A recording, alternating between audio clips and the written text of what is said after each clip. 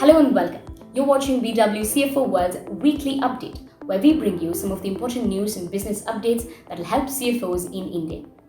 This week we'll be talking about the expected revenue growth for auto components sector.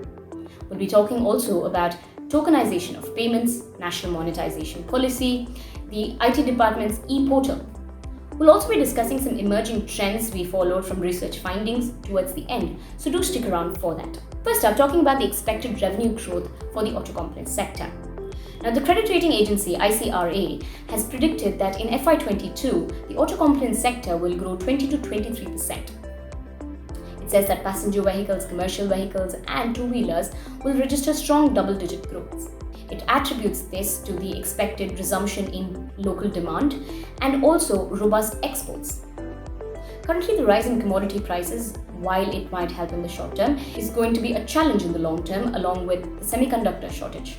Some maintain that the semiconductor shortage is an opportunity in disguise for domestic manufacturers to step up their game. How this will actually play out in the future is something we're yet to see. Now, moving on to tokenization of payments. With the increasing digitization, there's also an increasing awareness and interest in digital security. Encryption is something that we all know about, how plain text is mathematically rendered into a ciphertext along with an encryption algorithm and a key. Encryption is basically putting a digital lock on your financial data. Tokenization, on the other hand, is fundamentally different. What tokenization does is it takes your sensitive information and it converts it into a random string of characters. This can be transported easily, and if at all any hacker breaches into the system, they'll have no meaningful value from these string of characters. Tokenization is also available for assets and for utilities. Asset tokenization is another interesting prospect where physical assets can be rendered into digital tokens and be more easily traded and transferred. This will also help facilitate how we trade illiquid assets. The RBI has maintained it's always interested in digitization of payments and also underlying blockchain technology. So this is going to be a very interesting field to watch out for. Now, coming to national monetization pipeline.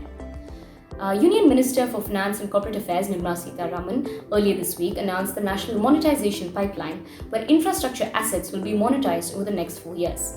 She listed a few assets coming in the areas of road, railways, aviation, shipping, warehousing, power generation, transmission, etc. Now, these assets, though they will invite private participation, the ownership will remain with the government. Lastly, we're talking about the Ite Filing Portal. Now, this portal has had a lot of issues ever since it came into inception, and now it has a ticking time clock on its head. Nirmala Sitharaman has given the service provider Infosys time till 15 September to fix all IT glitches and technical issues.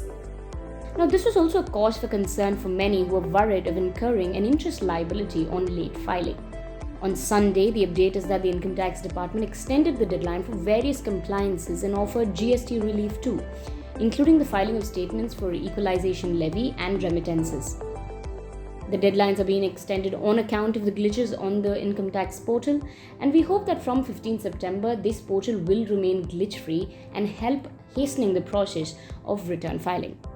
Talking about interesting research findings, we noted that Monster.com's Monster Employment Index has said that compared to the month of June, in the month of July, hiring trends have increased sequentially by 4%, and these are in sectors that were most affected by the pandemic. This is happening in metro areas, in sectors like automation, office equipment, in real estate, and especially in travel and tourism. This bodes very well for India's rehiring trend.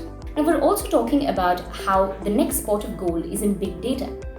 Indian enterprises are going to invest much more in big data going forward, and according to IDC, this sector is going to grow 11.5%, amounting to a figure of $2 billion. Lastly, we're talking about EY's evolving non-financial reporting landscape, where it says that stakeholders are increasingly interested in non-financial data and how sustainability issues will affect the long-term business outcome and a company's ability to generate value. Chief of the stakeholders is, of course, investors who are keenly monitoring the ESG parameters, and they're also very much interested in what companies disclose and what actions they take on this front. Consumers are not far behind. A recent Godrej survey said that 52% of millennials are more environment conscious. Now, this figure is not very surprising considering that most millennials and Gen Zs are active participants in climate action protests and also vociferously argue for sustainable initiatives. That's all we have for you this week. Thank you for watching. This is BW Business World's BW CFO World Weekly Update. We also have a weekly newsletter, and do follow us on LinkedIn for more social media updates. This is Janani Janarthanan signing off.